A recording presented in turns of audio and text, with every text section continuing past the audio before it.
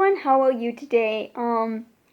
Yeah, sorry I didn't upload those two other videos I made on Tuesday earlier. It's just that, there was just some stuff going on with me. Not bad stuff, I just am trying to, be a little productive, I guess, with some help for my transition. I'm trying to see if I can get myself another job, because I only had one past job, so I'm working on that, and I'm very sketchy and nervous about it and giddy, so yeah.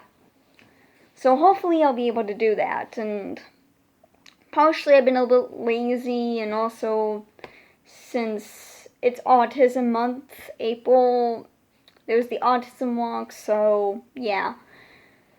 And I am still currently reading Harry Potter and the Order of the Phoenix, but that book is almost done being finished a reading. I am up to page 507 now, so that's something. But anywho, I'm not here to talk about what is going on with my life and my reading. I am actually here to talk about, how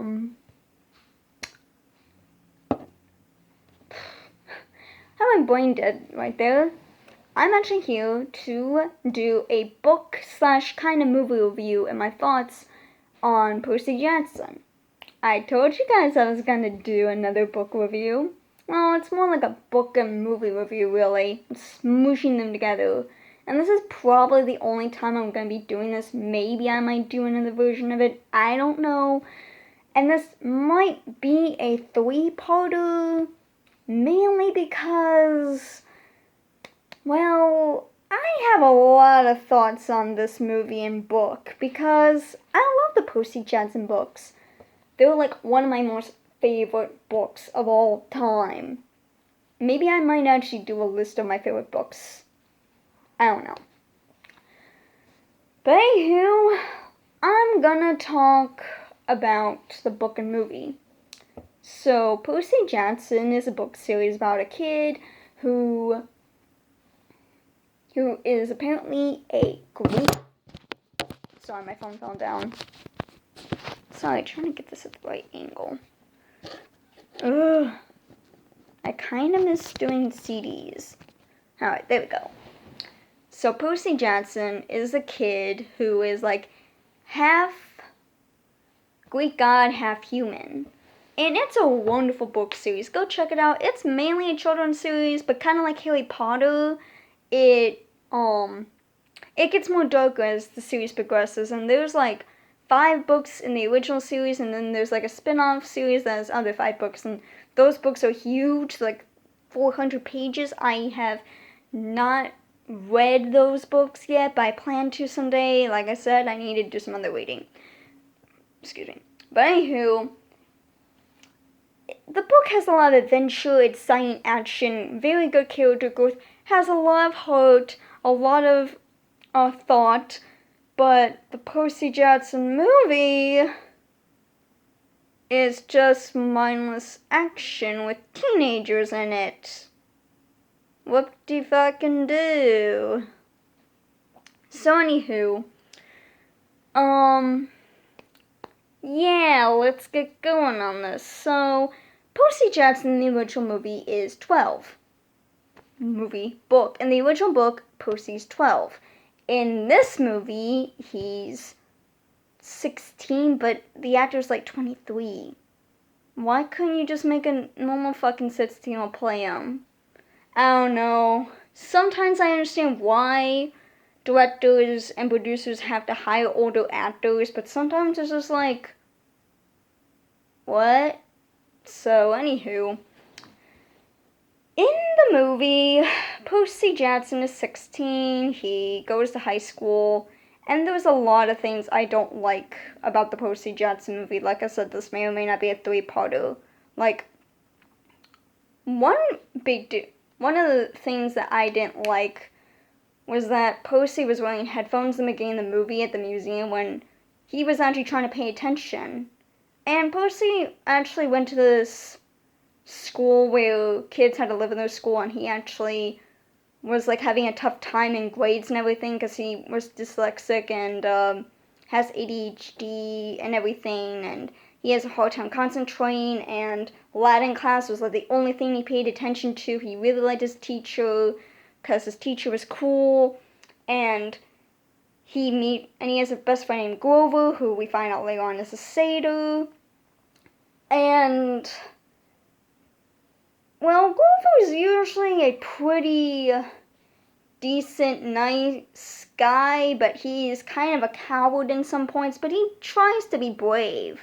Like, you understand that he's scared all the time, but he's trying his best.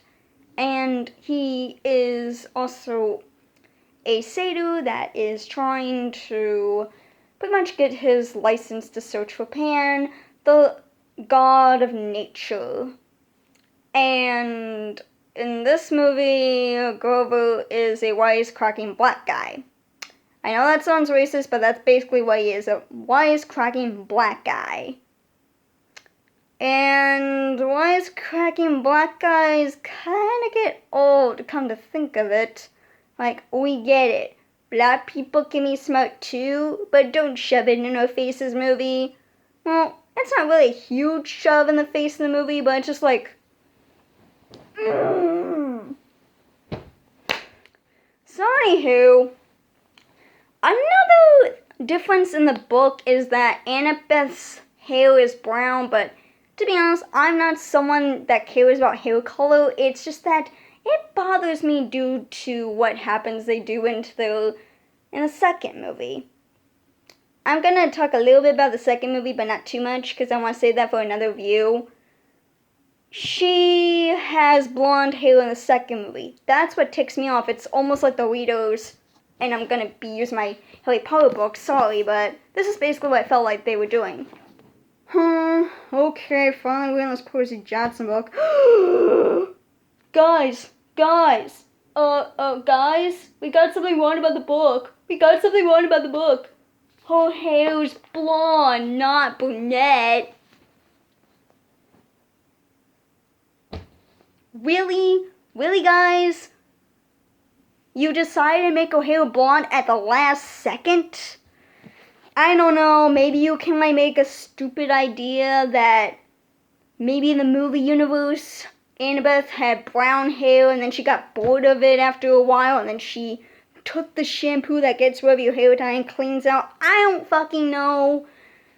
But that is just what bothered me. I had to get that off my chest. I know it sounds petty, but that's my reason. Like I said, I'm usually not one of those people that gives a damn of hair color difference, or eye color difference, or age difference. Okay, maybe a little bit of age difference, but it's just that they did at the last minute. That's what really fucking bothered me. So anywho, back to the story. So in the first book, Harry... Why did I say Harry? Sorry. Harry Potter and Percy Jackson are kind of similar in some ways. Moving on. So Percy Jackson is a demigod. He finds out, and also, sadly, kind of a spoiler, but it's actually relevant in the book and kind of the movie, is that Percy's mother gets killed by a minotaur, and he's really fucking pissed off. He's sad because that was the only family he had besides this icky stepfather, but thankfully we get rid of him in the first book. Well, near the end, but still. Gabe. Yeah, Gabe was an asshole. Anywho, so Percy goes to camp, he's training, he's fine, he meets Annabeth, he meets Clarice, whom they left out in the first movie, and don't really bring back until the second movie. Yeah, when I review the second movie / second book, I'm gonna be mentioning that they left out a lot of the first book from the movie, and they slap it in the second book as a last-minute process. Anywho, so he meets Clarice, and he doesn't meet her in the movie, and he nearly gets his ass kicked through toilets, but he gets harassed through toilets, but he doesn't know how he did it, and after a game of capture the flag, and after being on Annabeth's team, apparently, yeah, originally he was on Annabeth's team, not in the movie, where he is on the opposite team of hers, whatever, and they apparently find out that he is the god. He is the son of the god Poseidon, which is actually really cool. It's nice to see badass kid being the Lord and Savior of Second Command. And Percy is a lovable character and all and so on, so it's kind of cool to see that he's the savior from a Second Command warrior of generations. So I like that. And I think a lot of people like it too. So, after capture the flag, apparently Percy wants to save his mom. And I don't really remember how and what. Oh, you know what? Now I remember.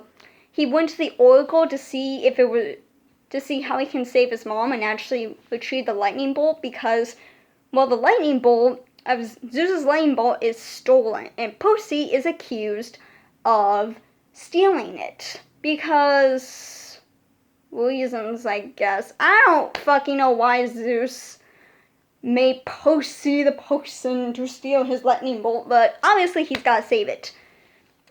However, in the movie, the reason why Percy has to go get it is because Hades, or the devil version of Greek,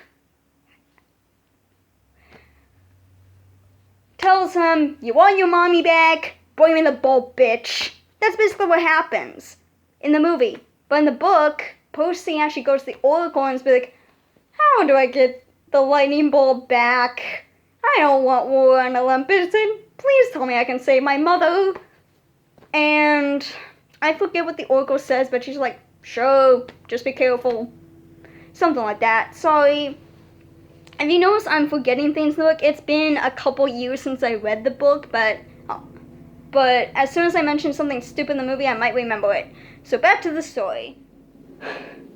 So in the book, Percy is actually given permission to go get the lightning bolt back and save his mother, but he's not on a limited time. He's got like about a week to do it before the summer solstice, because that's when war will happen on Olympus and the world will go kaboom, basically.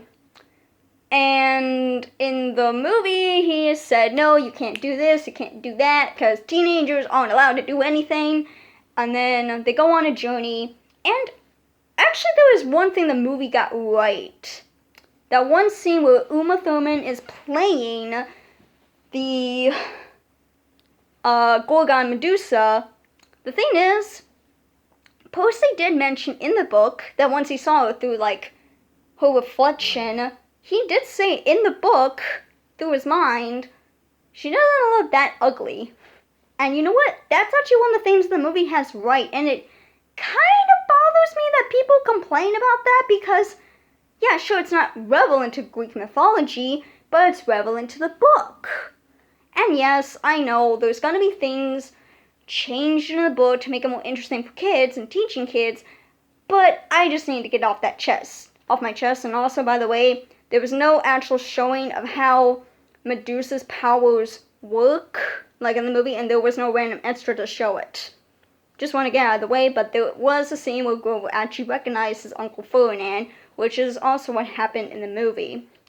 So after defeating Medusa, they go off to continue finding the lightning bolt, and there is apparently one scene where, before Percy learns about his powers and a little bit about his father, he's like in an elevator or something, I forget where, but he's like in some sort of building trapped with Annabeth, and pretty much there is a Hydra, and if you don't remember what that is in history class, that is basically a lion, goat, and snake, and a snake for a tail, kind of like creature, and breathes fire, and is a female. And Percy had to fight that damn thing. In the book, he apparently falls down to water, and there's apparently a water nymph that gives him 3 pearls that will actually let him go out of the underworld to save his happy ass, which is in the movie if you never watched it, but they make it into a treasure hunt to find Persephone's pearls, which she doesn't have any pearls to give. That was a nymph given to Percy through his father by that nymph. So yeah, I'm I'm actually going to stop this video and I'm going to continue at part 2.